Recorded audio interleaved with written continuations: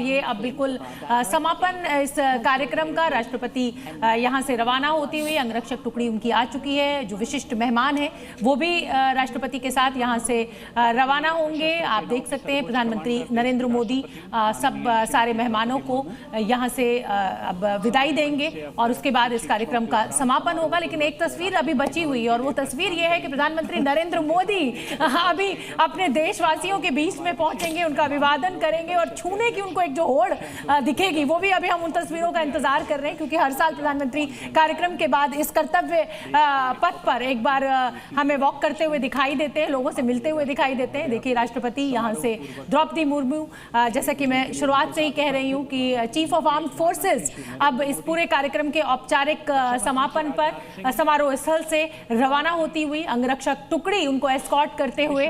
और आज एक लंबा चौड़ा कार्यक्रम में विशिष्ट मेहमान हैं और पूरे देश में इस समय जिसे कहा जाए मयंक जी, कार्यक्रमों का इस समय होता है। स्कूलों में कार्यक्रम हो रहे होते हैं, राज्य में अलग अलग जगहों पे कार्यक्रम हो रहे होते हैं, एटोम फंक्शंस हो रहे होते हैं, तमाम जितनी पैरामिलिट्री फोर्सेज है, डिफेंस सर्विसेज है, सब जगह आज कार्यक्रम का दौर शाम तक रहता है। जी जी जी जी।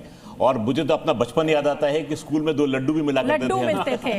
ये बिल्कुल। और अब मुझे लगता है कि जनरल सिन्हा अब ये लड्डू बांटने की परंपरा जो है स्कूलों में खत्म सी हो गई है, कम हो गई है।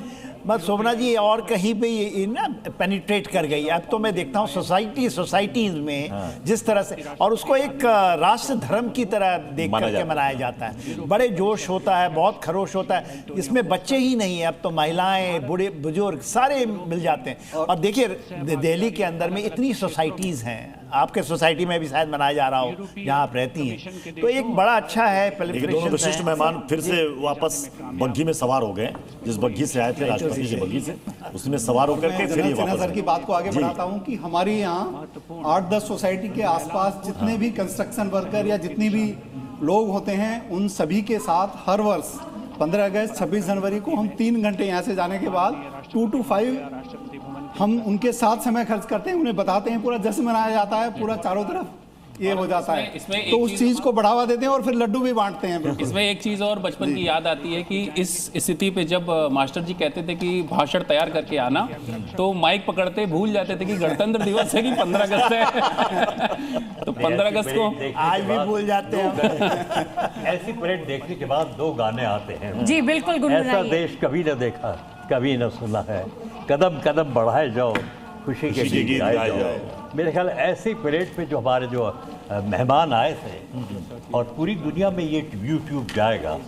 मैंने अपने घर के साथ बता सकता हूँ, इतनी बड़ी परेड पूरी दुनिया में कभी भी नहीं होती। जब मैंने भी पढ़ा कि 2500 गायक वंदे मातरम करेंगे, मैं अपनी जो सूरी नेवी की सर्विस की सोचा कि ये है क्या, लेकिन बहुत कमाल का है कि आज की परेड इतिहास के पन्नों में बिल्कुल। और मौसम भी मेहरबान रहा, क्योंकि फुल ड्रेस रिहर्सल के दिन जिस तरीके से बारिश ने राजधानी को घेर लिया था, बड़े चिंता पैदा हो गई थी। और आज ये बड़े खूबसूरती के साथ ये पूरा समारोह समापन हुआ है।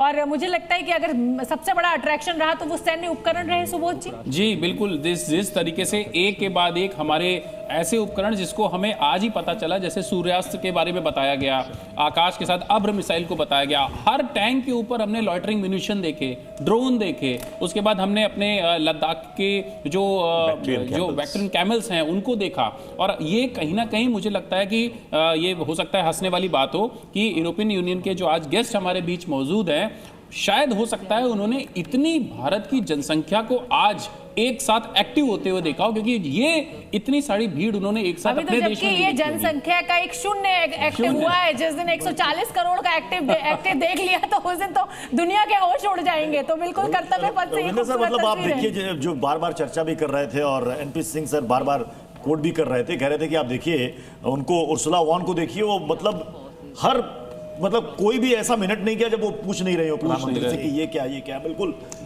अचंभित थी। एब्सोल्युटली, मैं अगेन रिपीट कर रहा हूँ, ये हैप्पी कोइंसिडेंस है। इन्हें आना तो था ही। हैप्पी कोइंसिडेंस है कि इससे 1 हफ्ते पहले डावोस हुआ, और डावोस में ट्रंप ने जिस तरह से अपने बिहेवियर करा यूरोप के साथ, अब यूरोप एक नए चश्मे से, फ्रेश चश्मे से भारत को देख रहा है। और अगेन जैसे आप भी कह रहे थे, I have never seen prime minister Modi इतनी ज्यादा बात करते हुए अपने चीफ गेस्ट से। तो I mean that's there. By the way, ये जो फ्री ट्रेड एग्रीमेंट होनी है, आप जॉब्स की बात कर रही थी शोभना जी, ये यूरोप से जो फ्री ट्रेड एग्रीमेंट हमारी होनी है, फिलहाल हमारा एक्सपोर्ट है करीब $130 बिलियन टू यूरोप। इस एग्रीमेंट के बाद हमारा एक्सपोर्ट शायद यूरोप को करीब हो जाएगा $200 बिलियन अगले 5-6 साल में, जिसका मायना यह है कि it will translate into expected है 25 से 30 लाख जॉब्स के लिए। तो इस तरह से ये जो पार्टनरशिप्स होती हैं स्मूदन आउट करती है, रास्ते खुलते हैं। टैरिफ हम भी कम कर रहे हैं, वो भी कम कर रहे हैं, ताकि इंपोर्ट एक्सपोर्ट आसान हो, इसमें सर्विसेज भी होगा।